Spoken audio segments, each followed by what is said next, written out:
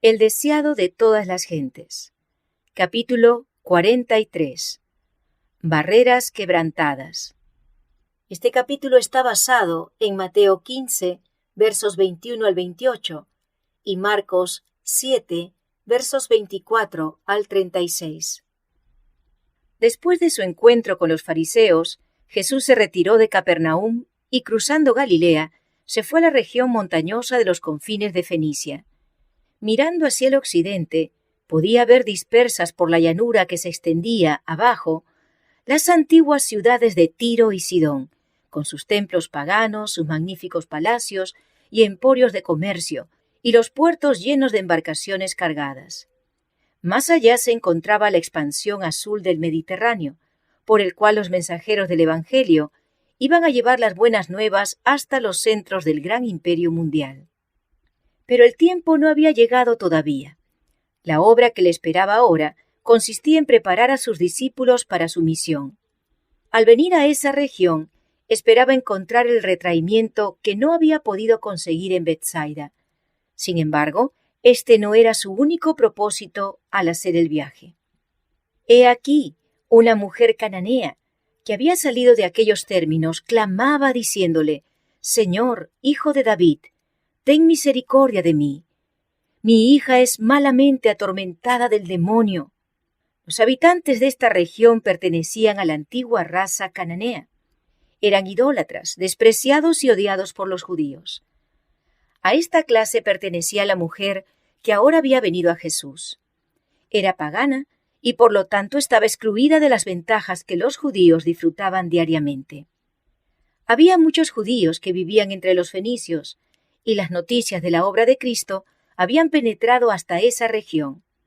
Algunos de los habitantes habían escuchado sus palabras y habían presenciado sus obras maravillosas.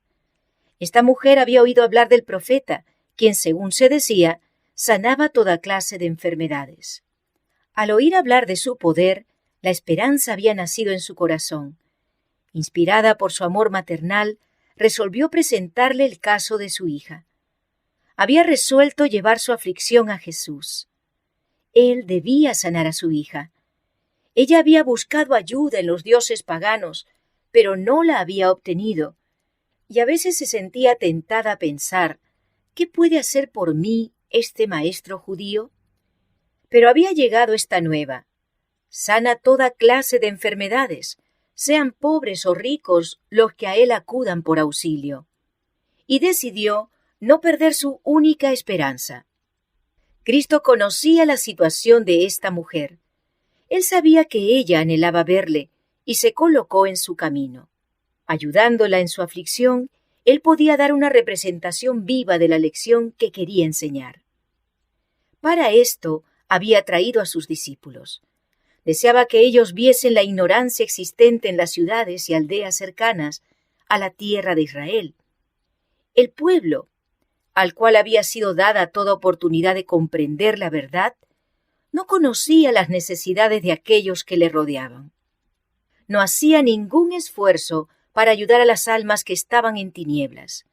El muro de separación que el orgullo judío había erigido impedía hasta a los discípulos sentir simpatía por el mundo pagano. Pero las barreras debían ser derribadas. Cristo no respondió inmediatamente a la petición de la mujer. Recibió a esta representante de una raza despreciada como la habrían recibido los judíos. Con ello quería que sus discípulos notasen la manera fría y despiadada con que los judíos tratarían un caso tal, evidenciándola en su recepción de la mujer, y la manera compasiva con que quería que ellos tratasen una angustia tal, según la manifestó en la subsiguiente concesión de lo pedido por ella. Pero aunque Jesús no respondió, la mujer no perdió su fe. Mientras él obraba como si no la hubiese oído, ella le siguió y continuó suplicándole. Molestados por su importunidad, los discípulos pidieron a Jesús que la despidiera. Veían que su maestro la trataba con indiferencia y, por lo tanto, suponían que le agradaba el prejuicio de los judíos contra los cananeos. Mas era un Salvador compasivo a quien la mujer dirigía su súplica, Y en respuesta a la petición de los discípulos, Jesús dijo: «No soy enviado, sino a las ovejas perdidas de la casa de Israel». Aunque esta respuesta parecía estar de acuerdo con el prejuicio de los judíos, era una reprensión implícita para los discípulos, quienes la entendieron más tarde como destinada a recordarles lo que Él les había dicho con frecuencia, a saber, que había venido al mundo para salvar a todos los que querían aceptarle. La mujer presentaba su caso con instancia y creciente fervor, postrándose a los pies de Cristo y clamando: «Señor, socórreme». Jesús, aparentando todavía rechazar sus súplicas, según el prejuicio despiadado de los judíos, contestó: «No es bien tomar el pan de los hijos y echarlo a los perrillos». Esto era virtualmente aseverar que no era justo conceder a los extranjeros y enemigos de Israel las bendiciones traídas al pueblo favorecido de Dios. Esta respuesta habría desanimado completamente a una suplicante menos ferviente. Pero la mujer vio que había llegado su oportunidad. Bajo la aparente negativa de Jesús, vio una compasión que él no podía ocultar. «Sí, Señor», contestó, «mas los perrillos comen de las migajas que caen de la mesa de sus señores. Mientras que los hijos de la casa comen en la mesa del Padre, los perros mismos no quedan sin alimento. Tienen derecho a las migajas que caen de la mesa abundantemente surtida». Así que mientras muchas bendiciones se daban a Israel, ¿no había también alguna para ella? Si era considerada como perro, ¿no tenía como tal derecho a una migaja de su gracia? Jesús acababa de apartarse de su campo de labor porque los escribas y fariseos estaban tratando de quitarle la vida. Ellos murmuraban y se quejaban. Manifestaban incredulidad y amargura y rechazaban la salvación que tan gratuitamente se les ofrecía. En este caso, Cristo se encuentra con un miembro de una raza infortunada y despreciada que no había sido favorecida por la luz de la palabra de Dios. Y sin embargo, esa persona se entrega enseguida a la divina influencia de Cristo y tiene fe implícita en su capacidad de concederle el favor pedido. Ruega que se le den las migajas que caen de la mesa del Maestro. Si puede tener el privilegio de un perro, está dispuesta a ser considerada como tal. No tiene prejuicio nacional ni religioso, ni orgullo alguno que influya en su conducta, y reconoce inmediatamente a Jesús como el Redentor, y como capaz de hacer todo lo que ella le pide. El Salvador está satisfecho. Ha probado su fe en él. Por su trato con ella, ha demostrado que aquella que Israel había considerado como paria no es ya extranjera, sino hija en la familia de Dios. Y como hija, es su privilegio participar de los dones del Padre. Cristo le concede ahora lo que le pedía y concluye la lección para los discípulos. Volviéndose hacia ella con una mirada de compasión y amor, dice: «Oh mujer, grande es tu fe. Se ha hecho contigo como quieres». Desde aquella hora, su hija quedó sana. El demonio no la atormentó más. La mujer se fue, reconociendo a su Salvador y feliz por haber obtenido lo que pidiera. Este fue el único milagro que Jesús realizó durante este viaje. Para ejecutar este acto, había ido a los confines de Tiro y Sidón. Deseaba socorrer a la mujer afligida y al mismo tiempo dar un ejemplo de su obra de misericordia hacia un miembro de un pueblo despreciado, para beneficio de sus discípulos, cuando no estuviese más con ellos. Deseaba sacarlos de su exclusividad judaica e interesarlos en el trabajo por los que no fuesen de su propio pueblo. Jesús anhelaba revelar los profundos misterios de la verdad que habían quedado ocultos durante siglos, a fin de que los gentiles fuesen coherederos con los judíos y consortes de su promesa en Cristo por el Evangelio. Los discípulos tardaron mucho en aprender esta verdad, y el Maestro Divino les dio lección tras lección. Al recompensar la fe del centurión en Capernaum y al predicar el Evangelio a los habitantes de Sicar, había demostrado ya que no compartía la intolerancia de los judíos. Pero los samaritanos tenían cierto conocimiento de Dios, y el centurión había manifestado bondad hacia Israel. Ahora Jesús relacionó a los discípulos con una pagana a quien ellos consideraban tan desprovista como cualquiera de su pueblo de motivos para esperar favores de él. Quiso dar un ejemplo de cómo debía tratarse una persona tal. Los discípulos habían pensado que él dispensaba demasiado libremente los dones de su gracia. Quería mostrarles que su amor no había de limitarse a raza o nación alguna.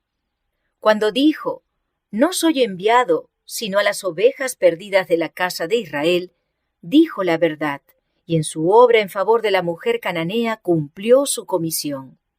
Esta mujer era una de las ovejas perdidas que Israel debiera haber rescatado. Esta era la obra que había sido asignada a Israel, la obra que había descuidado, la obra que Cristo estaba haciendo. Este acto reveló con mayor plenitud a los discípulos la labor que les esperaba entre los gentiles. Vieron un amplio campo de utilidad fuera de Judea. Vieron almas que sobrellevaban tristezas desconocidas para los que eran más favorecidos.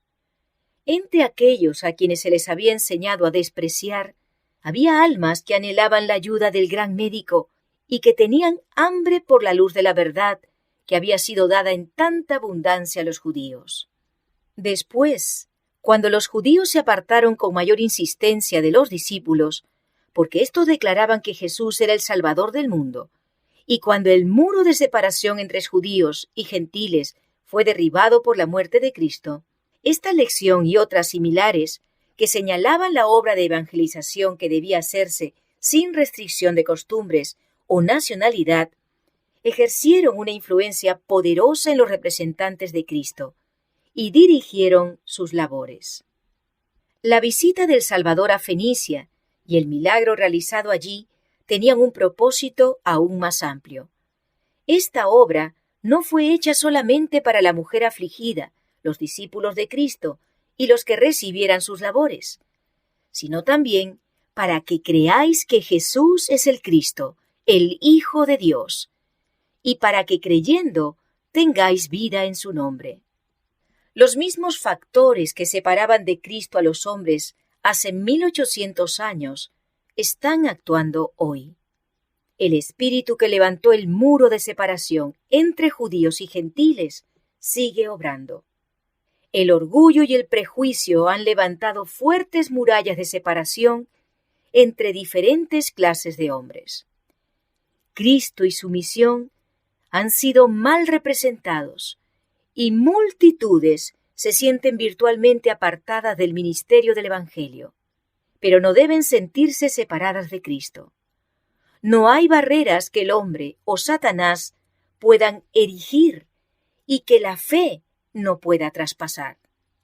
Con fe, la mujer de Fenicia se lanzó contra las barreras que habían sido acumuladas entre judíos y gentiles.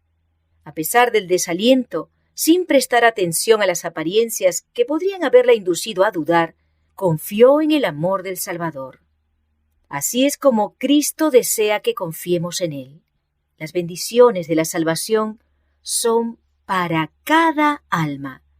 Nada, a no ser su propia elección, puede impedir a algún hombre que llegue a tener parte en la promesa hecha en Cristo por el Evangelio.